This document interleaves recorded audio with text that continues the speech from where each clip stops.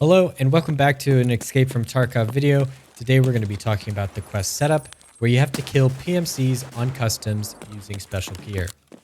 So to hop into it, we're going to talk about the gear that you need to use. The first thing that you need is a Ushanka ear flap hat. Fortunately, there's no easy way to get this other than finding it on your scav or PMC or buying it off the flea market. They're a little bit inflated right now, but these will continue to drop in price as people complete this quest. The next thing you're going to need is a scav vest. And for this, you can buy it off the flea market. However, I do not suggest doing that because they're often 20 to 30K. You can actually go over to Jaeger and barter for 1 Slickers, which roughly costs you 9,000, maybe 10,000 at the most. So that's half price for that. So the next thing we need to talk about is the fact that not all headphones can fit underneath the Ushanka. See, the M32s, they don't fit. You can't equip both, but the other options you can use are these tactical sports as a budget option, and they have a fairly good hearing distance. Or if you have a larger budget, the Comtac 4s are the best headset in the game, and they do in fact fit underneath the Ushanka. Now we're going to talk about the weapons. You have kind of 2 options here, and I would recommend doing this quest once you have level 3 traders, just because of the unlocks for building out your weapons and also ammo availability. If you do this quest at level 2 traders, you're only really going to have access to the Piranha round, which is decent enough, but I actually found it rather lacking because of the way the armor system works. I believe you have to pen through the plates and then the soft armor, and these aren't exactly super high pen, so I found that I had to really dump my whole mag into a PMC before killing them. Magnum Buck, you got to go for the legs or the cheeky face shot. That's sort of up to luck. I actually found the best luck with the 50 BMG slug, and I'll talk about that a little bit more into the video. But first, we're going to go into the gun builds. You have the fraud cannon. This is a classic weapon. 35 ergo, 195 vertical recoil, 265 horizontal recoil.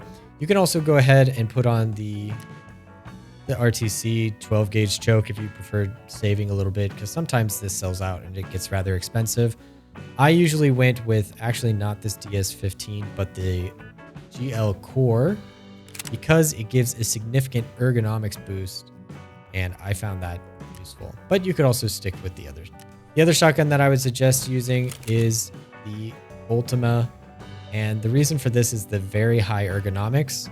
It has a little bit more recoil, but I really like how snappy the weapon is, so it's a great option, especially if you're at level 3 traders, as it doesn't cost very much to run. If we look here, we can find the parts, and we don't need the barrel. So that's 88,000 for the Ultima build, or it is 85,000 for the fraud cannon. So they're very similar in price, so it's roughly up to you what your preference is.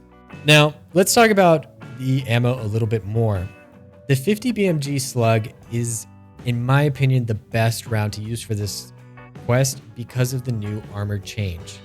If we take a look at body armors, if you have something like the Gazelle, which is probably the best armor in the game at the moment that you can easily get your hands on, it has level 3 aramid inserts that are around the plates.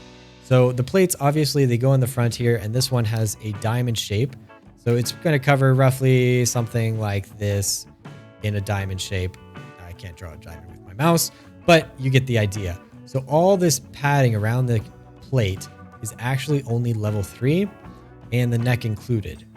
That makes it so that the 50 BMG slug has a fairly good chance of going through that level 3 armor, and it does 187 damage. So if it pens, which is about a 50% chance on the first shot, it's a one-shot thorax kill, no matter what armor they're wearing, because of right now, level 3 aramid is the highest that you can achieve. And if you're looking at the more common armors that most people are using, OTV is just a good example.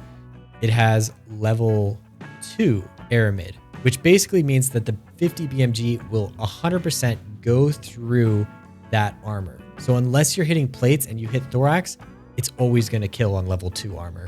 Basically, I mean, there's small percent chances that it doesn't, but I found it a lot more reliable than these 2 rounds. The Piranha, with the way the armor stack, I felt like it just was not cutting the pie.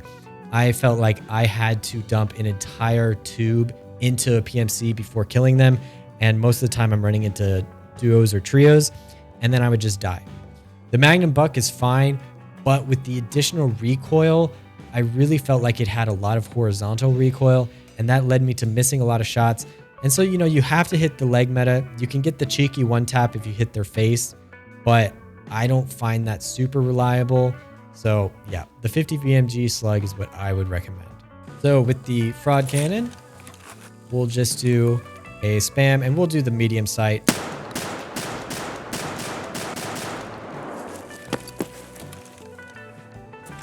And we'll look at the Ultima. Again, quite a few hits. Now we'll look at Magnum Buck.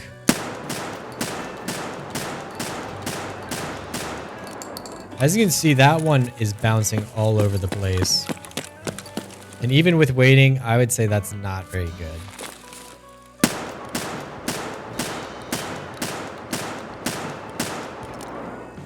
Again, I'm not putting too much into the control, just trying to let it recenter. And yeah, that's not very solid.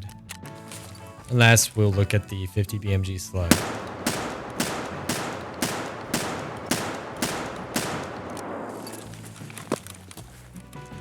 Most of those hit.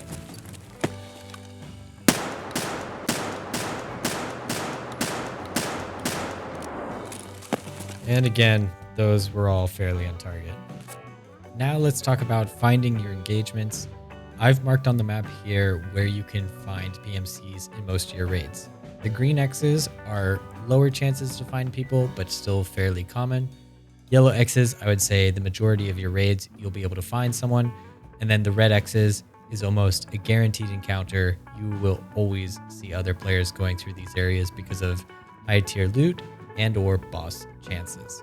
So these are the spots you should be hitting on your raids.